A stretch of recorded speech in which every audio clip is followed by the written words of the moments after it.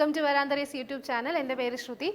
So നമ്മളിപ്പോൾ നോക്കുന്നത് current അഫയേഴ്സിൻ്റെ weekly sessions ആയിരുന്നു അല്ലേ. നമ്മളിപ്പം നവംബർ 3rd വീക്ക് വരെയാണ് എത്തുന്നത്. ഇപ്പം നമ്മൾ നോക്കുന്നത് നവംബർ 4th വീക്കാണ് ഇന്ന് നമ്മൾ സ്റ്റാർട്ട് ചെയ്യുന്നത്. നവംബർ 4th വീക്കിലെ നാഷണൽ ന്യൂസ് വെച്ചിട്ടാണ് നമ്മൾ സ്റ്റാർട്ട് ചെയ്യുന്നത്. ഓക്കെ, അപ്പോൾ നവംബർ 4th വീക്ക്, നവംബർ മന്തിൻ്റെ ലാസ്റ്റ് വീക്കാണ്. ഈ ലാസ്റ്റ് വീക്കിൽ എന്തൊക്കെ നാഷണൽ ന്യൂസ് വന്നിട്ടുണ്ട്? ഓക്കെ, നിങ്ങൾക്കറിയാം, നമ്മളിപ്പോൾ എന്താ ടോപ്പിക് ഓറിയൻറ്റഡ് ആയിട്ടാണ് നോക്കുന്നത്. ഓരോ വീക്കിലെയും national news, international news, banking news, economic news, അങ്ങനെ ടോപ്പിക് ഓറിയൻറ്റഡ് ആയിട്ടാണ് നമ്മൾ പഠിക്കുന്നത്. അപ്പം നവംബർ 4th വീക്കിൽ എന്തൊക്കെ നാഷണൽ ന്യൂസ് ആണ് വന്നിട്ടുള്ളതെന്ന് നോക്കാം. ആദ്യം തന്നെ ഒരു GI ടാഗിൻ്റെ ന്യൂസാണ്. GI ടാഗ് അറിയാലോ, ജോഗ്രഫിക്കൽ ഇൻഡിക്കേഷൻ എന്നാണ് GIയുടെ ഫുൾ ഫോം എന്ന് പറയുന്നത്. ഓക്കെ, GI ടാഗ് ഓരോ സ്റ്റേറ്റിനും ഓരോ അവർക്ക് മാത്രം ഇൻക്രെഡിബിൾ അല്ലെങ്കിൽ അവരുടെ മാത്രം സ്പെഷ്യാലിറ്റി കാണിച്ചുകൊണ്ട് ഓരോ പ്രോഡക്ട്സ് ഉണ്ട് ഓരോ സ്റ്റേറ്റിലും ഓരോരോ സ്ഥലത്തും. ഓക്കെ, അങ്ങനെ അവിടുത്തെ പ്രത്യേകത അല്ലെങ്കിൽ ആ നാട് അറിയപ്പെടുന്നത് ചിലപ്പോൾ ഒരു പ്രൊഡക്റ്റിൻ്റെ പേരിലായിരിക്കും. അങ്ങനത്തെ പ്രൊഡക്റ്റുകൾക്ക് നമ്മൾ GI ടാഗ് കൊടുക്കും, ജോഗ്രഫിക്കൽ ഇൻഡിക്കേഷൻ ടാഗ് കൊടുക്കാറുണ്ട്. അങ്ങനത്തെ ന്യൂസാണ് നമ്മൾ കറണ്ട് അഫയേഴ്സിൽ കാണുന്നത്. അപ്പോൾ ഈ ആഴ്ച നവംബർ 4th വീക്കിൽ എന്തൊക്കെ GI ടാഗ്, ഏതൊക്കെ പ്രൊഡക്ട്സിന് അല്ലെങ്കിൽ ഏതൊക്കെ സ്റ്റേറ്റിൻ്റെ ഏതൊക്കെ പ്രൊഡക്ട്സിന് GI ടാഗ് കൊടുത്തിട്ടുണ്ടെന്ന് നോക്കാം. ആദ്യം തന്നെ ജമ്മു ആൻഡ് കാശ്മീരിനെയാണ്. നമുക്കറിയാം, ജമ്മു ആൻഡ് കാശ്മീർ ഈ കുങ്കുമം ഉണ്ടല്ലോ, സാഫ്രോൺ, അതിന് വളരെ ഫേമസ് ആണെന്ന് എല്ലാവർക്കും അറിയാലോ. അപ്പം Jammu and കാശ്മീരിൻ്റെ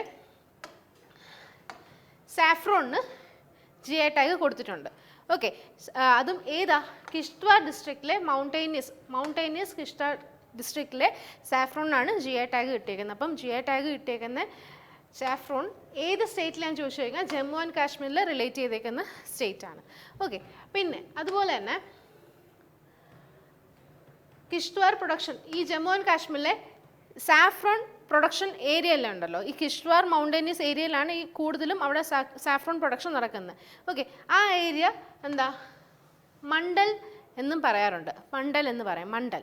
okay, Jammu and കാശ്മീരിലെ കിഷ്ത്വാർ എന്ന് പറഞ്ഞ സ്ഥലത്ത് നിന്ന് ഉണ്ടാക്കുന്ന സാഫ്രോണാണ് ഏറ്റവും ഫേമസ്. ആ പ്രൊഡക്ഷൻ ഏരിയയെ നമ്മൾ മണ്ഡൽ എന്നും ആ ലോക്കൽ നെയിമായിട്ട് മണ്ഡൽ എന്നും അറിയപ്പെടാറുണ്ട്. ഇനി ജമ്മു ആൻഡ് കാശ്മീരിന് ശേഷം അടുത്ത GI ടാഗ് വരുന്നത് ലഡാക്കിലെ കാര്യമാണ്. ലഡാക്കിലെ ആപ്രിക്കോട്ട്, അതുപോലെ തന്നെ pashmina, Ladakhi would carvings, okay, ഇങ്ങനത്തെ കാര്യങ്ങളൊക്കെ ഓൾറെഡി GI ടാഗ് കിട്ടിയിട്ടുണ്ട്. പക്ഷേങ്കിൽ ഇപ്പം ഒരു ന്യൂസ് വന്നേക്കുന്നത് എന്താണെന്ന് ചോദിച്ചു കഴിഞ്ഞാൽ ലഡാക്ക് സീ ബക്തോൺ എന്ന് പറഞ്ഞൊരു ഫ്രൂട്ടുണ്ട്. ഒരു യെല്ലോ സ്പോട്ടായിട്ടുള്ള കുഞ്ഞു ബോൾ പോലിരിക്കുന്ന ഒരു ഫ്രൂട്ടുണ്ട്, ലഡാക്ക് സീ ബക്തോൺ എന്ന് പറയുന്നത്. അത് ലഡാക്കിലെ ഒരു ഫേമസ് ആയിട്ടുള്ള ഫ്രൂട്ടാണ്. അതിനും GI ടാഗ് കിട്ടിയിട്ടുണ്ട്. ആ ഫ്രൂട്ടിൻ്റെ പ്രത്യേകത എന്താണെന്ന് ചോദിച്ചു കഴിഞ്ഞാൽ വിറ്റാമിൻ സി റിച്ച് ആയിട്ടുള്ള ഒരു ഫ്രൂട്ടാണ് ഈ ലഡാക്ക് സീ ബക്തോൺ എന്ന് പറയുന്നത്. ലഡാക്ക് സീ ബക്തോണിൻ്റെ വേറെ പേരുകളാണ് വണ്ടർ പ്ലാന്റ് ഉണ്ട്, ലഡാക്ക് ഗോൾഡ് ഉണ്ട്, ലഡാക്ക് ബുഷ് ഉണ്ട്, ഗോൾഡൻ ബുഷ് ഉണ്ട്, ഗോൾഡൻ മൈൻ ഉണ്ട്. ഇങ്ങനെയൊക്കെ ഓരോരോ വ്യത്യസ്തമായിട്ടുള്ള പേരിലാണ് ഈ ലഡാക്ക് സീ ബക്തോൺ അറിയപ്പെടുന്നത്. ഓക്കെ, ലഡാക്ക് സീ ബക്തോൺ അല്ലെങ്കിൽ ലഡാക്ക് സീ ബക്തോൺ എന്ന് പേര് കേൾക്കുമ്പോൾ നിങ്ങൾക്ക് മനസ്സിലാവും ലഡാക്കിൽ നിന്ന് ഉള്ളൊരു പ്രൊഡക്റ്റാണ്. അതേസമയം ഗോൾഡൻ ബുഷ്, വണ്ടർ പ്ലാന്റ്, ഇങ്ങനെയൊക്കെ പറയുവാണെങ്കിൽ നമുക്ക് കൺഫ്യൂഷൻ വരും. ഓക്കെ, അപ്പം ലഡാക്കിൽ നിന്ന് GI ടാഗ് കിട്ടിയിട്ടുള്ള ലഡാക്ക് സീ ബക്തോൺ ആണ്. അതിൻ്റെ വേറെ പേരുകളാണ് wonder plant, Ladakh golden Bush, golden അല്ലെങ്കിൽ ഗോൾഡ് മൈൻ. ഓക്കെ, എന്നിങ്ങനെയുള്ള പ്രൊഡക്ട്സുകൾക്ക് GI ടാഗ് കിട്ടി. അതിനുശേഷം കേരളത്തിലെ ഒരു പ്രൊഡക്റ്റിന് GI ടാഗ് കൊടുത്തിട്ടുണ്ട്. അത് ഓണാട്ടുകര എള്ളുണ്ടല്ലോ, നമ്മുടെ നാട്ടിൽ നിങ്ങൾ കേട്ടിട്ടുള്ള സ്ഥലമാണ് ഓണാട്ടുകര. അവിടുത്തെ എള്ളിന് കുറച്ച് പ്രത്യേകതയുണ്ട്. അപ്പോൾ ജനുവരി 2023 ഓണാട്ടുകര എള്ളിന്, അതായത് ഓണാട്ടുകര സെസം എന്ന് പറയും, ആ പ്രൊഡക്റ്റിനും GI ടാഗ് കിട്ടിയിട്ടുണ്ട്. ഓക്കെ, ആ പ്രൊഡക്റ്റിൻ്റെ ഒരു പ്രൊപ്രൈറ്ററി ബോഡി എന്ന് പറയുന്നത് ഓണാട്ടുകര വികസന ഏജൻസി എന്നാണ്. അതിന് രജിസ്റ്റേർഡ് ഓണർ ആയിട്ടുണ്ട്. ഈ GI ടാഗ് കിട്ടിയിട്ടുള്ള ഓണാട്ടുകര എള്ളിന് രജിസ്റ്റേർഡ് ഓണറായിട്ട് ഓണാട്ടുകര വികസന ഏജൻസിയെ പ്രഖ്യാപിച്ചിട്ടുണ്ട്. ഇതുകൊണ്ടാണ് അത് GI ടാഗിൻ്റെ ന്യൂസിനകത്ത് വന്നിട്ടുള്ളത്. ഓക്കെ, ആ സെസമിൻ്റെ അല്ലെങ്കിൽ ആ എള്ളിൻ്റെ പ്രത്യേകതയൊക്കെയാണ് പറഞ്ഞിരിക്കുന്നത്. Helps in fighting for the free radicals which destroy the body cells. Okay, അതിൻ്റെ അതൊന്നും നമുക്ക് പഠിച്ചെടുക്കേണ്ട ആവശ്യമില്ല. അപ്പം എന്തായിരുന്നു GI ടാഗ് കിട്ടിയിട്ടുള്ള 3 സ്റ്റേറ്റുകളിലെ പ്രൊഡക്ട്സിന് പറഞ്ഞായിരുന്നു. ലാസ്റ്റ് കേരളത്തിൻ്റെ ഓണാട്ടുകര സെസം, അതിന് മുന്നേ നമ്മൾ കണ്ടത് ലഡാക്ക് സീ ബക്തോൺ എന്ന് പറയും അല്ലേ, വിറ്റാമിൻ സി റിച്ച് ആയിട്ടുള്ള ഒരു ചെറിയ ഫ്രൂട്ടാണ്.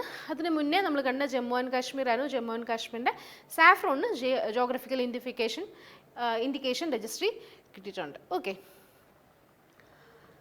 ഇനി അടുത്ത് നമ്മൾ കാണുന്ന പ്രസിഡന്റ് ദ്രൗപദി മുർമു ഒരു സ്റ്റാച്ചു അൺവീൽ ചെയ്തിട്ടുണ്ട്. അതിൻ്റെ ന്യൂസ് ആയിരുന്നു. സുപ്രീം കോർട്ട് അറിയാലോ, സുപ്രീം കോർട്ടിൽ നമ്മുടെ BR അംബേദ്കറിൻ്റെ ഒരു 7 ഫൂട്ട് ടോൾ ആയിട്ടുള്ളൊരു സ്റ്റാച്ചു അൺവീൽ ചെയ്തിട്ടുണ്ട്. അത് അൺവീൽ ചെയ്തത് ആരാന്ന് ക്വസ്റ്റ്യനിൽ ചോദിക്കും. പ്രസിഡന്റ് ദ്രൗപദി മുർമു ആണ്. ഓക്കെ, എവിടാണ് ഇപ്പോൾ റീസെൻ്റ് ആയിട്ട് ഡോക്ടർ BR അംബേദ്കറിൻ്റെ സ്റ്റാച്ചു അൺവീൽ ചെയ്തതെന്ന് ചോദിച്ചു കഴിഞ്ഞാൽ എന്ത് പറയും? സുപ്രീം കോർട്ടിലാണ്. ഓക്കെ, അത് നമ്മുടെ കോൺസ്റ്റിറ്റ്യൂഷൻ്റെ ഫാദറാണ് നമ്മുടെ ഈ BR അംബേദ്കർ എന്ന് പറയുന്നത്. കോൺസ്റ്റിറ്റ്യൂഷൻ ഡേ എന്ന് പറയുന്നത് November 26 ആണ്. അത് ഈ ന്യൂസിനകത്തില്ല, സ്റ്റിൽ നിങ്ങൾ നോട്ട് ചെയ്ത് വെച്ചോളൂ. November 26 ആണ് ഇന്ത്യൻ കോൺസ്റ്റിറ്റ്യൂഷൻ ഡേ എന്ന് പറയുന്നത്. അതുകൊണ്ടാണ് November 4th വീക്കിൻ്റെ ന്യൂസിനകത്ത് ഇങ്ങനൊരു 4th വീക്കിൻ്റെ കറണ്ട് അഫയേഴ്സിനകത്ത് ഇങ്ങനൊരു ന്യൂസ് വന്നത്. November 26 Indian constitution day. അതിൻ്റെ ഭാഗമായിട്ട് തന്നെ എന്ത് ചെയ്തു? സുപ്രീം കോർട്ടിൽ പ്രസിഡന്റ് ദ്രൗപദി മുർമു നമ്മുടെ കോൺസ്റ്റിറ്റ്യൂഷൻ്റെ ഫാദറായിട്ടുള്ള BR അംബേദ്കറിൻ്റെ ഒരു 7 അടി പൊക്കമുള്ള ഒരു സ്റ്റാച്ചു അവർ അൺവീൽ ചെയ്തു. ഓക്കെ, ആരൊക്കെ ഉണ്ടായിരുന്നു ആ ഒരു ഇവൻ്റ് എന്ന് ചോദിച്ചു കഴിഞ്ഞാൽ യൂണിയൻ ലോ മിനിസ്റ്റർ ആയിട്ടുള്ള അർജുൻ റാം മേഘ്വാൾ ഉണ്ടായിരുന്നു. അതേപോലെ തന്നെ ചീഫ് ജസ്റ്റിസ് DY ചന്ദ്രചൂഡ് ഉണ്ടായിരുന്നു. ഇവർ രണ്ടുപേരുടെയും സാന്നിധ്യത്തിലായിരുന്നു പ്രസിഡന്റ് ദ്രൗപദി മുർമു ഇങ്ങനൊരു സ്റ്റാച്ചു സുപ്രീം കോടതിയിൽ അൺവീൽ ചെയ്തത്. ഓക്കെ, ഈ സ്റ്റാച്ചുവിൻ്റെ ഹൈറ്റ് ഇമ്പോർട്ടൻ്റ് ആണ്, ഷുവറായിട്ട് ചോദിക്കും. അതിൻ്റെ ലൊക്കേഷൻ, പ്ലേസ് ചോദിക്കും. അൺവീൽ ചെയ്തത് ആരാന്ന് ചോദിക്കും. ഇങ്ങനത്തെ കാര്യങ്ങളൊക്കെയാണ് എക്സാമിന് ചോദിക്കുന്നത്. അതേപോലെ നമ്മുടെ ഇന്ത്യയുടെ ചീഫ് ജസ്റ്റിസ് ആരാന്ന് ചോദിക്കും. DY ചന്ദ്രചൂഡാണ്. എത്രാമത്തെ ചീഫ് ജസ്റ്റിസ് ആണ് DY Chandrachud. Union law minister ആരാന്ന് ചോദിക്കാം. ഇങ്ങനത്തെ ക്വസ്റ്റ്യൻസ് ഒക്കെയാണ് ഇതിനകത്തുനിന്ന് ചോദിക്കാൻ ചാൻസ് ഉള്ളത്. ഓക്കെ അല്ലേ? അടുത്ത ന്യൂസ് നോക്കുകയാണെങ്കിൽ ഒരു ആയുർവേദ റിലേറ്റഡ് ആയിട്ടുള്ളൊരു ഇനിഷ്യേറ്റീവ് വന്നിട്ടുണ്ട്. ആയുർവേദ ജ്ഞാൻ നൈപുണ്യ ഇനിഷ്യേറ്റീവ് എന്നാണ് ആ ഇനിഷ്യേറ്റീവിൻ്റെ പേര്. എന്താണ്? ആയുർവേദ ജ്ഞാൻ നൈപുണ്യ ഇനിഷ്യേറ്റീവ് എന്നാണ് ഇനിഷ്യേറ്റീവിൻ്റെ പേര്. അതെന്തിനാന്ന് ചോദിച്ചു കഴിഞ്ഞാൽ ഓൾറെഡി അഗ്നി സ്കീം, അഗ്നി ഇനിഷ്യേറ്റീവ് എന്താണെന്ന് ക്വസ്റ്റ്യനിൽ ചോദിക്കാൻ ചാൻസ് ഉണ്ട്. ഏത് സെക്ടറുമായിട്ട് റിലേറ്റ് ചെയ്തിട്ടാണ് അഗ്നി ഇനിഷ്യേറ്റീവ് എന്ന് ചോദിക്കാൻ ചാൻസ് ഉണ്ട്. അല്ലെങ്കിൽ അഗ്നി എന്ന് പറഞ്ഞാൽ ഇനിഷ്യേറ്റീവിനത് G എന്താ, A എന്താ, N എന്താ, ഇങ്ങനെയൊക്കെ ചോദിക്കാനും ചാൻസ് ഉണ്ട്. അപ്പോൾ എവിടെയെങ്കിലും അബ്രിവേഷൻസ് കണ്ടത് അത് നിങ്ങൾ നോട്ട് ചെയ്ത് പഠിക്കണം, മസ്റ്റാണ്. എക്സാമിന് ഷുവറായിട്ട് ഏതെങ്കിലും ഒരു അബ്രിവേഷൻസ് ചോദിക്കാൻ ചാൻസ് ഉണ്ട്. അപ്പോൾ ഈ ന്യൂസിനകത്ത് എന്താ പറയുന്നത് നോക്കാം. Central council for research in Ayurveda science, CCRAS, central council for research in Ayurveda science, ministry of ആയുഷിൻ്റെ ഭാഗമായിട്ട് കൊണ്ടുവന്ന ഒരു ഇനിഷ്യേറ്റീവാണ് ഈ അഗ്നി എന്ന് പറഞ്ഞ ഇനിഷ്യേറ്റീവ്. അഗ്നി എന്താണ്? ആയുർവേദ ജ്ഞാൻ നൈപുണ്യ ഇനിഷ്യേറ്റീവ് എന്നാണ് ആ ഇനിഷ്യേറ്റീവിൻ്റെ പേര്. ഓക്കെ, ഇത് എന്തിനാന്ന് ചോദിച്ചു കഴിഞ്ഞാൽ physicians practising in field of Ayurveda, അവരുടെ കാര്യങ്ങൾക്കൊക്കെ ഒന്ന് അവരെ ബേസ് ചെയ്തിട്ട് കൊണ്ടുവന്ന ഒരു ഇനിഷ്യേറ്റീവാണ് ഈ ആയുർവേദ ജ്ഞാൻ നൈപുണ്യ ഇനിഷ്യേറ്റീവ് എന്ന് പറയുന്നത്. ഓക്കെ, അതായത് നമ്മുടെ ഈ ആയുർവേദ പ്രാക്ടീസസ് ഒക്കെ ഒന്ന് പ്രായോഗികമായിട്ടുള്ള കാര്യങ്ങളൊക്കെ ഒന്ന് ഇംപ്ലിമെൻ്റ് ചെയ്യാൻ വേണ്ടിയിട്ട് അല്ലെങ്കിൽ പ്രൊമോട്ട് ചെയ്യാൻ വേണ്ടിയിട്ടാണ് ഇങ്ങനൊരു ഇനിഷ്യേറ്റീവ് വന്നത്. ഓക്കെ, അതിൻ്റെ സയൻറ്റിഫിക് വാലിഡേഷന് വേണ്ടിയിട്ടാണ്. അതൊക്കെയാണ് മെയിൻ എയിം എന്ന് പറയുന്നത്.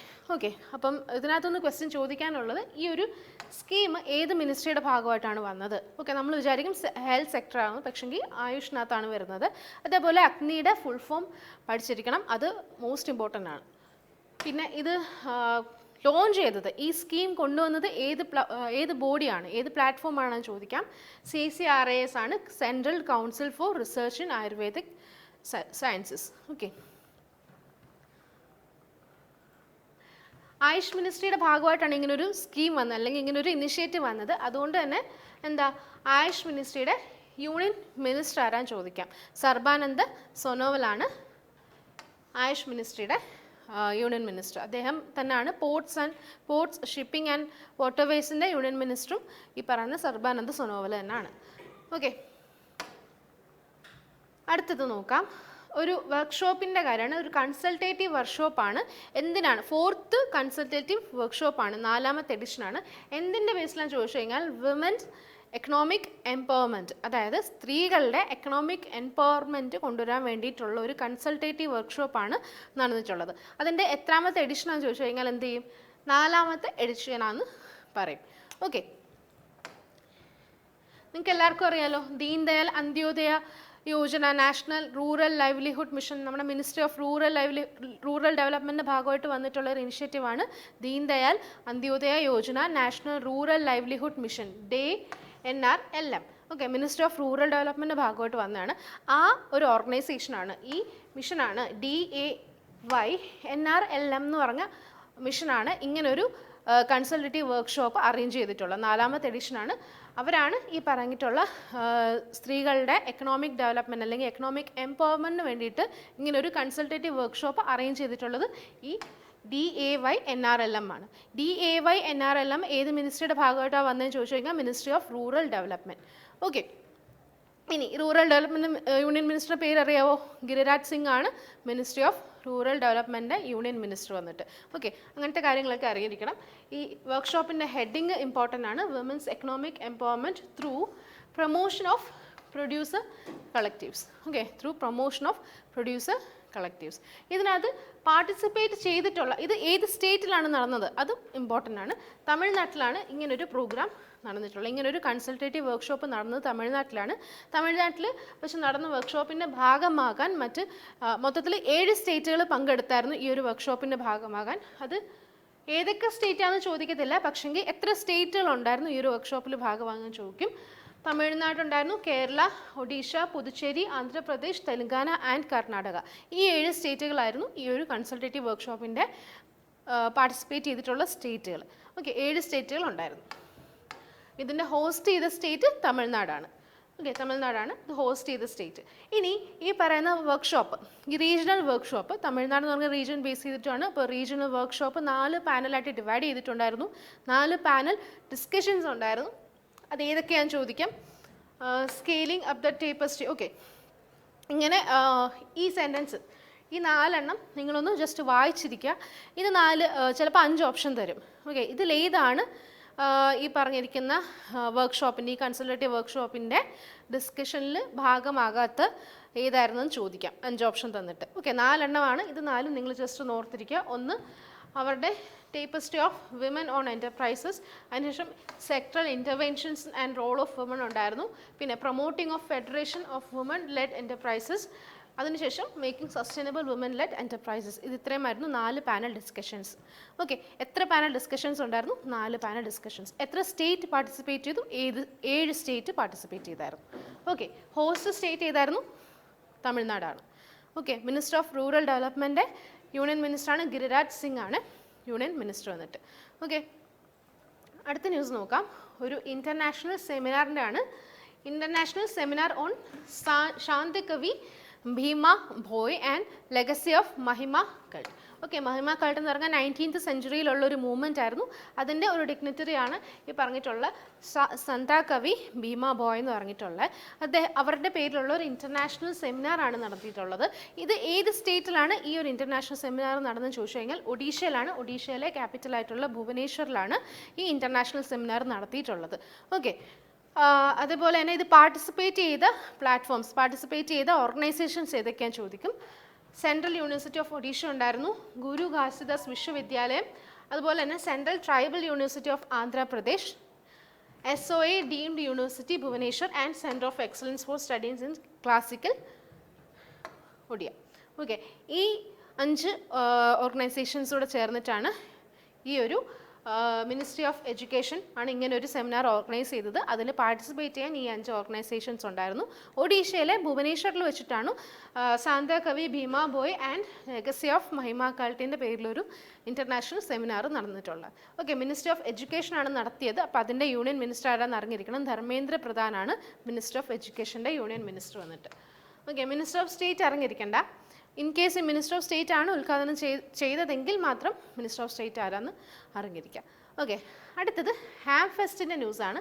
ഹാം റേഡിയോ എല്ലാവർക്കും അറിയാമല്ലോ. അതായത് അമേച്വർ റേഡിയോനെയാണ് ഹാം റേഡിയോ എന്ന് പറയുന്നത്. അതായത് നോൺ കൊമേഴ്ഷ്യൽ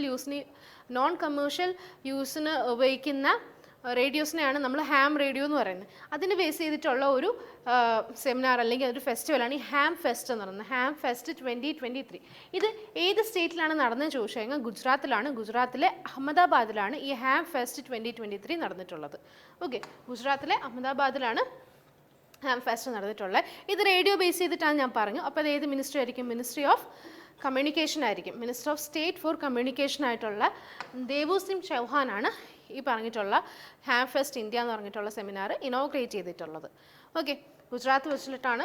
ഗുജറാത്തിലെ കമ്മ്യൂണിക്കേഷൻ, മിനിസ്റ്റർ ഓഫ് കമ്മ്യൂണിക്കേഷൻ്റെ മിനിസ്റ്റർ ഓഫ് സ്റ്റേറ്റ് ആയിട്ടുള്ള ദേവു സിംഗ് ചൗഹാനാണ്. ഇവിടെ മിനിസ്റ്റർ ഓഫ് സ്റ്റേറ്റ് ആണ് ഇനോഗ്രേറ്റ് ചെയ്തിട്ടുള്ളത്. അതുകൊണ്ട് നമ്മൾ കമ്മ്യൂണിക്കേഷൻ മിനിസ്ട്രിയുടെ മിനിസ്റ്റർ ഓഫ് സ്റ്റേറ്റ് മസ്റ്റായിട്ട് അറിഞ്ഞിരിക്കണം. ഓക്കെ, ഇനി അമച്ചർ റേഡിയോയുടെ ഓപ്പറേറ്റേഴ്സും അതുപോലെ തന്നെ അതിൻ്റെ ഓപ്പറേഷൻസും പിന്നെ അതിൻ്റെ പുതുതായിട്ടുള്ള ഇന്നോവേഷൻസും ഈ കമ്മ്യൂണിക്കേഷൻ ടെക്നിക്സ് ഉണ്ട്. പിന്നെ അതുപോലെ പല പല ടെക്നോളജിക്കൽ അച്ചീവ്മെൻറ്റ്സ് വന്നിട്ടുണ്ട് ഈ ഹാം റേഡിയോയുടെ ഫീൽഡിൽ. അങ്ങനത്തെ കാര്യങ്ങളൊക്കെ ഒന്ന് ഡിസ്പ്ലേ ചെയ്യാൻ വേണ്ടിയിട്ടാണ് ഇങ്ങനൊരു ഫെസ്റ്റിവൽ നടത്തിയിട്ടുള്ള. ആ ഫെസ്റ്റിവലിൻ്റെ പേര് ഹാം ഫെസ്റ്റ് ഇന്ത്യ 2023. നടന്നിട്ടുള്ള സ്റ്റേറ്റ് ഗുജറാത്താണ്. ഗുജറാത്തിൽ അഹമ്മദാബാദിലാണ് ഹാം ഫെസ്റ്റ് 2023 നടന്നിട്ടുള്ളത്. ഇത് ഇനോഗ്രേറ്റ് ചെയ്തത് minister of state for communication Devu Singh ചൗഹാനാണ്. 2 day 2 ദിവസം നീണ്ടു നിന്നിട്ടുള്ള ഫെസ്റ്റിവലായിരുന്നു ഹാം ഫെസ്റ്റ് ഇന്ത്യ. ഓക്കെ, പിന്നെ അതിനകത്ത് 10ഓളം ടെക്നിക്കൽ വർക്ക്ഷോപ്സ് ഉണ്ടായിരുന്നു, 5 സ്റ്റോൾ ഉണ്ടായിരുന്നു. എന്തിനായിരുന്നു? Highlighting designs and innovations. ഈ ഹാം ഫെസ്റ്റ് അല്ലെങ്കിൽ ഹാം റേഡിയോ റിലേറ്റ് ചെയ്തിട്ടുള്ള ഇന്നോവേഷൻസും പുതിയ പുതിയ ഡിസൈൻസും ഒക്കെ ഒന്ന് ഹൈലൈറ്റ് ചെയ്യാനായിരുന്നു ഈ ഒരു ഇവൻറ്റ് അവർ നടത്തിയിട്ടുള്ളത്. ഓക്കെ, അതിനകത്തുനിന്ന് ചോദിക്കാൻ ചാൻസ് ഉള്ളത് ഇത് ഏത് സ്റ്റേറ്റിലായിരുന്നു നടന്നത്, ആരാണ് ഇനോഗ്രേറ്റ് ചെയ്തത്, അങ്ങനത്തെ കാര്യങ്ങളൊക്കെയാണ് ചോദിക്കാനുള്ളത്. പിന്നെ ഈ കൊടുത്തിരിക്കുന്ന എല്ലാം എന്താണ് ഹാം ഫെസ്റ്റ് അല്ലെങ്കിൽ എന്താണ് ഹാം റേഡിയോ, അങ്ങനത്തെ കാര്യങ്ങളൊക്കെയാണ് ഇതിനകത്ത് കൊടുത്തിട്ടുള്ളത്. ഓക്കെ, നമ്മുടെ ഇന്ത്യയിൽ തന്നെ ഹാം റേഡിയോ വന്നിട്ടുള്ള വർഷം 1991 ആണ്. അത് ഇമ്പോർട്ടൻ്റ് ആണ്. ഇന്ത്യയിൽ ഹാം റേഡിയോ ആദ്യമായിട്ട് വന്ന വർഷം അല്ലെങ്കിൽ അമേച്ചർ റേഡിയോ വന്ന വർഷം 1991 ആണ്. ഓക്കെ, ഹാം ഫെസ്റ്റ് ന്യൂസിനകത്ത് കണ്ടതുകൊണ്ട് ഹാം റേഡിയോ വന്ന വർഷം, ഇന്ത്യയിൽ ഇൻസെപ്ഷൻ നടന്ന വർഷം ചോദിക്കും, 1991 ആണ്. ഓക്കെ, ഇനി മിനിസ്ട്രി ഓഫ് കമ്മ്യൂണിക്കേഷൻ്റെ ഭാഗമായിട്ടാണ് ഇങ്ങനെ ഒരു ഫെസ്റ്റിവൽ നടന്നത്. അതുകൊണ്ട് തന്നെ അതിൻ്റെ യൂണിയൻ മിനിസ്റ്റർ ആരാന്ന് അറിഞ്ഞിരിക്കണം, അശ്വിനി വൈഷ്ണവാണ്. ഓക്കെ, അതുപോലെ തന്നെ മിനിസ്റ്റർ ഓഫ് സ്റ്റേറ്റ് അറിഞ്ഞിരിക്കണം, കാരണം ഇത് ഉദ്ഘാടനം ചെയ്തത് മിനിസ്റ്റർ ഓഫ് സ്റ്റേറ്റ് ആണ്. ആരായിരുന്നു? ഗുജറാത്തിൻ്റെ മിനിസ്റ്റർ ഓഫ് സ്റ്റേറ്റ്. ഈ കമ്മ്യൂണിക്കേഷൻ മിനിസ്ട്രിയിൽ minister of state Devu Singh ചൗഹാനാണ്. അതുകൊണ്ട് അതും അറിഞ്ഞിരിക്കണം. ഓക്കെ,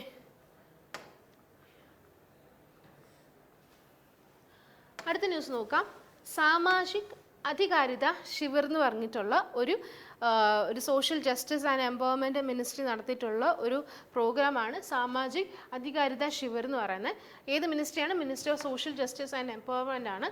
അതിൻ്റെ യൂണിയൻ മിനിസ്റ്റർ ആയിട്ടുള്ള ഡോക്ടർ വീരേന്ദ്ര കുമാറാണ് ഈ ഒരു പ്രോഗ്രാം അല്ലെങ്കിൽ ഒരു ഇനിഷ്യേറ്റീവ് ഇനോഗ്രേറ്റ് ചെയ്തിട്ടുള്ളത്. ഇനിഷ്യേറ്റീവിൻ്റെ പേര് സാമാജിക് അധികാരിത ശിവിർ എന്നാണ് അതിൻ്റെ പേര് വരുന്നത്. ഓക്കെ, ഇത് എന്തിനാണെന്ന് ചോദിച്ചു കഴിഞ്ഞാൽ ദിവ്യാംഗനായിട്ടുള്ള ആൾക്കാരുണ്ടല്ലോ, ഡിസബിലിറ്റി ഉള്ള ആൾക്കാർ, അവരെ ഹെൽപ്പ് ചെയ്യാൻ വേണ്ടി അവർക്ക് കൊടുക്കാനുള്ള അസിസ്റ്റൻസ്. ഓക്കെ, അവർക്ക് ഫിനാൻഷ്യൽ അസിസ്റ്റൻസ് ആവാം, ഇൻ കേസ് ഇനി അവർക്ക് എന്തെങ്കിലുമൊക്കെ ഫിസിക്കൽ അസിസ്റ്റൻസ് ആകാം. ഓക്കെ, അങ്ങനത്തെ കാര്യങ്ങളൊക്കെ സപ്പോർട്ട് ചെയ്യാൻ വേണ്ടിയിട്ടാണ്, അങ്ങനത്തെ ആൾക്കാർക്ക് കൊടുക്കാനുള്ള അവരെ സപ്പോർട്ട് ചെയ്യാൻ വേണ്ടിയിട്ടാണ് ഇങ്ങനൊരു ഇനിഷ്യേറ്റീവ് വന്ന. ആ ഇനിഷ്യേറ്റീവിൻ്റെ പേരാണ് സാമാജിക് അധികാരിത ശിവിർ എന്ന് പറയുന്നത്.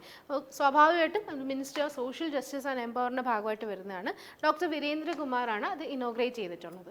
ഓക്കെ, ഏത് സ്റ്റേറ്റിലാണ് ഇങ്ങനൊരു പ്രോഗ്രാം കൊണ്ടുവന്നത്? ഓക്കെ, അത് ഗുജറാത്താണ്. ഇപ്പോൾ ഗുജറാത്തിൻ്റെ 2ാമത്തെ ന്യൂസാണ് നമ്മളിന്ന് നോക്കുന്നത് അല്ലേ.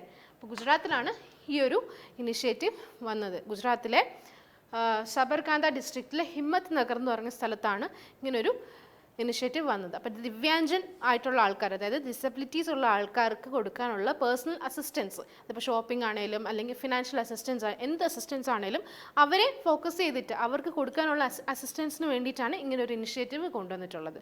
ഓക്കെ, ഇനി പിന്നെ അതിനകത്ത് പറയുന്നത് ഓൺലൈൻ, അതായത് പല ക്യാമ്പുകൾ തമ്മിൽ ഇവർ ഓൺലൈൻ കമ്മ്യൂണിക്കേഷൻ ഉണ്ട്. ഓക്കെ, അപ്പോൾ അവർ തമ്മിലൊരു കമ്മ്യൂണിക്കേഷൻ നിരന്തരമായിട്ട് കാണും. ആൾക്കാർക്ക് എവിടെയൊക്കെയാണ് ദിവ്യാംഗനായിട്ടുള്ള ആൾക്കാരുള്ള, ആർക്കൊക്കെയാണ് എന്തൊക്കെ അസിസ്റ്റൻസ് ആണ് കൊടുക്കേണ്ടത്, അങ്ങനെ ഒരു ഓൺലൈൻ കമ്മ്യൂണിക്കേഷൻ പല പല ക്യാമ്പുകൾ തമ്മിൽ നടക്കാറുണ്ട്. അത് ഏകദേശം 19 ലൊക്കേഷൻസ് ഉണ്ട്. 9 സ്റ്റേറ്റുകളിൽ ആയിട്ട് ഏകദേശം 19 ലൊക്കേഷനിലാണ് ഈ പറഞ്ഞിട്ടുള്ള ഇവരുടെ ആ ഒരു കമ്മ്യൂണിക്കേഷൻ നോക്കിയിട്ടുള്ള. അതൊന്നും എക്സാമിന് ചോദിക്കുന്ന കാര്യമല്ല. പിന്നെ ഇതുപോലെ തന്നെ അവർക്ക് നമ്മൾ പറഞ്ഞല്ലോ ഫിനാൻഷ്യൽ അസിസ്റ്റൻസ് ആണ്. ഓക്കെ, അപ്പോൾ 50,000 rupees മേലുള്ള ഫിനാൻഷ്യൽ അസിസ്റ്റൻസ് വരെ അവർ കൊടുക്കുന്ന ഒരു ഇനിഷ്യേറ്റീവാണ് ഈ ഗവൺമെൻറ് ഓഫ് ഇന്ത്യ ഇപ്പം ഇറക്കിയിട്ടുള്ളത്. ഓക്കെ, ഇനി ഇത് ഏത് ഡിപ്പാർട്ട്മെൻറ്റാണ് അല്ലെങ്കിൽ ഏതൊക്കെ മിനിസ്ട്രീസ് ആണ് ഇങ്ങനൊരു ഇനിഷ്യേറ്റീവ് സ്റ്റാർട്ട് ചെയ്തത്, ഓർഗനൈസ് ചെയ്തതെന്ന് ചോദിച്ചു കഴിഞ്ഞാൽ department of empowerment of persons with disabilities അല്ലെങ്കിൽ ദിവ്യാംഗൻ എന്ന് പറയും. ഓക്കെ, DEPWD ഇത് minister of social justice and എംപവർമെൻറ്റിൻ്റെ ഭാഗമായിട്ട് വരുന്നതാണ്. ഓക്കെ, അതുപോലെ തന്നെ artificial limbs manufacturing corporation of India, ഈ 2 ഡിപ്പാർട്ട്മെൻറ്റും കൂടെ ചേർന്നിട്ടാണ് ഇങ്ങനെ സാമാജിക് അധികാരിക് ഇങ്ങനൊരു സ്കീം വന്നിട്ടുള്ളത്. ഓക്കെ, അതുപോലെ ഇത് ഏത് സ്റ്റേറ്റിലാണ് ആദ്യം കൊണ്ടുവന്നുള്ളതും അല്ലെങ്കിൽ ഇങ്ങനൊരു ഓർഗനൈസേഷൻ ഇങ്ങനൊരു ഇനിഷ്യേറ്റീവ് വന്നത് ഏത് സ്റ്റേറ്റിലാണെന്നുള്ളത് ഇമ്പോർട്ടൻ്റ് ആണ്. ഓക്കെ, ലാസ്റ്റ് ന്യൂസ് നോക്കാം. ഏഷ്യയിൽ നടന്നിട്ടുള്ള ഒരു ഓപ്പൺ എയർ ആനുവൽ ട്രേഡിൻ്റെ കാര്യമാണ് പറയുന്നത്. Open air annual trade fair ആണ്. ഓക്കെ, അത് ഏഷ്യയിലാണ് നടന്നിട്ടുള്ളത്. ഇനി ഏഷ്യയിൽ ഏത് സ്ഥലത്താണ് നടന്നിട്ടുള്ളതെന്ന് നോക്കാം. ഒഡീഷയിലാണ്. ഒഡീഷയിലെ കട്ടക് എന്ന് പറഞ്ഞിട്ടുള്ള സ്ഥലത്താണ്. അവിടെ മഹാനദി റിവറിൻ്റെ അടുത്താണ് ഈ പറഞ്ഞിട്ടുള്ള ആനുവൽ ട്രേഡ് ഫെയർ ഇനോഗ്രേറ്റ് ചെയ്തിട്ടുള്ളത്. അപ്പോൾ ഏഷ്യയിലെ ഏറ്റവും വലിയ, ഏഷ്യയിലെ largest open air annual trade ആണ് നടന്നിട്ടുള്ളത് നമ്മുടെ ഇന്ത്യയിലെ ഒഡീഷയിലാണ്. ഒഡീഷയിലെ കട്ടക് എന്ന് പറഞ്ഞ സ്ഥലത്താണ്. അവിടെ ഏത് റിവറിനടുത്താണെന്ന് ചോദിച്ചു കഴിഞ്ഞാൽ മഹാനദി റിവറിനടുത്താണ് ഇങ്ങനൊരു open air annual trade fair നടന്നിട്ടുള്ളത്. ഓക്കെ, അത് ബലിജത്ര, ഇതിൻ്റെ പേരാണ് ബലിജത്ര. ഓക്കെ, ഇനി അതുപോലെ തന്നെ ഇത് ഏത് ഫെസ്റ്റിവലിൻ്റെ ഭാഗമായിട്ടാണ് സ്റ്റാർട്ട് ചെയ്തതെന്ന് ചോദിക്കാം. കാർത്തിക പൂർണിമ എന്ന് പറഞ്ഞ ഫെസ്റ്റിവൽ അല്ലെ ആ ഒക്കേഷൻ്റെ ഭാഗമായിട്ടാണ് ഈ ഒരു ഫെസ്റ്റിവൽ സ്റ്റാർട്ട് ചെയ്തത്. പിന്നെ അതിനകത്ത് ചോദിക്കാൻ ചാൻസ് ഉള്ള അതിനകത്ത് വന്നിട്ടുള്ള ഡാൻസ് ഫോം ഉണ്ടായിരുന്നു ഒരുപാട്. ഇത് ഓപ്പൺ എയർ ട്രെയിൻ ആണല്ലോ, അപ്പോൾ അതുപോലെ തന്നെ ഒരുപാട് ഡാൻസ് പെർഫോമൻസസ് അവിടെ കാഴ്ചവെച്ചിട്ടുണ്ടായിരുന്നു. അത് ഏതൊക്കെയാണ് ജസ്റ്റ് അറിഞ്ഞിരിക്കുക, ഇതൊന്നും എക്സാമിന് ഒരിക്കലും ചോദിക്കത്തില്ല. പക്ഷെങ്കിൽ ഒഡീഷയുടെ നാഷണൽ ഡാൻസ് ഫോം എന്താണ്, അങ്ങനത്തെ കാര്യങ്ങളൊക്കെ ചോദിക്കാം. ഓക്കെ, ഈ കൊടുത്തിരിക്കുന്ന ഡാൻസ് ഫോം ഒക്കെ ഏത് സ്റ്റേറ്റിലാണ്, അങ്ങനത്തെ കാര്യങ്ങളൊക്കെ ചോദിക്കാൻ ചാൻസ് ഉണ്ട്. ഓക്കെ, അതുപോലെ തന്നെ അവിടുത്തെ സ്റ്റോളുകളുടെ എണ്ണം ഉണ്ട്, ഇതൊന്നും ഒരിക്കലും എക്സാമിന് ചോദിക്കത്തില്ല. ചോദിക്കാൻ ചാൻസ് ഉള്ളത് ഏഷ്യയിലെ largest open air annual trade എവിടെയായിരുന്നു, അതിൻ്റെ പേരെന്തായിരുന്നു, അത് ഏത് സ്ഥലത്തെ, അല്ലെങ്കിൽ മഹാനദി റിവർ എന്ന് പറയുന്നത് ഏത് സ്റ്റേറ്റിലാണ്, ഏത് സ്റ്റേറ്റിൽ കൂടെ പോകുന്നതാണ്, അങ്ങനത്തെ കാര്യങ്ങളൊക്കെ ചോദിക്കാം. പിന്നെ കാർത്തിക പൂർണ്ണിമയുടെ കാര്യം ചോദിക്കാം. ഓക്കെ, ഇത് ഇത്രയുമാണ് ഈ ഒരു ന്യൂസിന് അതൊന്ന് ചോദിക്കാൻ ചാൻസ് ഉള്ളത്. അപ്പോൾ ഇത് ഇത്രയുമാണ് നമ്മുടെ നവംബർ 4th വീക്കിൽ നമ്മൾ കണ്ടിട്ടുള്ള നാഷണൽ ന്യൂസ്. ഇത് ഇത്രയും ഓരോ ന്യൂസും അതിൻ്റെതായ പ്രാധാന്യമുണ്ട്. ഒരു ക്വസ്റ്റനെങ്കിലും ഓരോ ന്യൂസിനകത്തുനിന്ന് ചോദിക്കാൻ ചാൻസ് ഉള്ള ക്വസ്റ്റ്യൻസ് ആണ്. ഓക്കെ, അപ്പം ഓരോന്നും കുറേ സ്റ്റേറ്റുകളുടെ കാര്യം പഠിച്ചായിരുന്നു, കുറേ ഇനിഷ്യേറ്റീവ് ഉണ്ടായിരുന്നു, പിന്നെ അതുപോലെ GI ടാഗിൻ്റെ ന്യൂസ് നോക്കിയിട്ടുണ്ടായിരുന്നു. ഇതെല്ലാം എക്സാമിന് ഷുവറായിട്ട് ചോദിക്കുന്ന ഏരിയ ആണ്. ഓക്കെ, അപ്പം ഇത്രയുമാണ് നവംബർ 4th വീക്കിൽ നമ്മൾ കണ്ടിട്ടുള്ള നാഷണൽ ന്യൂസ്. ഇത് ഇത്രയും നോട്ടെല്ലാം പ്രിപ്പയർ ചെയ്തിട്ട് വൃത്തിയായിട്ട് പഠിക്കുക. കുറേ വർഷങ്ങൾ ഇതിനകത്ത് പറഞ്ഞിട്ടുണ്ട്, കുറേ മിനിസ്ട്രി പറഞ്ഞിട്ടുണ്ട്, അതിൻ്റെ യൂണിയൻ മിനിസ്റ്ററൊക്കെ ഉണ്ട്, ഒരു മിനിസ്റ്റർ ഓഫ് സ്റ്റേറ്റ് ഉദ്ഘാടനം ചെയ്തിട്ടുള്ള ഇനിഷ്യേറ്റീവ് ഉണ്ട്. അതെല്ലാം എക്സാമിന് ഷുവറായിട്ടും ചോദിക്കുന്നതാണ്. ഓക്കെ, അപ്പോൾ SBI ക്ലർക്കാണ് ഇനി നമുക്ക് വരാൻ പോകുന്ന മെയിൻസ് എക്സാം. അതിനുശേഷം പിന്നെ RRB ഉണ്ട്, അതുപോലെ തന്നെ ഒരുപാട് ഇൻഷുറൻസിൻ്റെ എക്സാംസ് ഉണ്ട്. ഈ എല്ലാ എക്സാംസിനും കറണ്ട് അഫയേഴ്സ് ഒഴിച്ചുകൂടാൻ പറ്റാത്ത ഒരു സെക്ടറാണ്. ഓക്കെ, അപ്പോൾ ഇതിനെല്ലാം ചോദിക്കാൻ ചാൻസ് ഉള്ള ക്വസ്റ്റ്യൻസ് നമ്മൾ ഇന്ന് ഡിസ്കസ് ചെയ്തിട്ടുണ്ടായിരുന്നു. ഓക്കെ, അപ്പോൾ അടുത്ത വീഡിയോയിൽ നമ്മൾ നവംബർ 4th വീക്കിൻ്റെ വേറൊരു സെഷനുമായിട്ട് വരുന്നതായിരിക്കും. സോ അതുവരേക്കും ടേക്ക് കെയർ, ബൈ.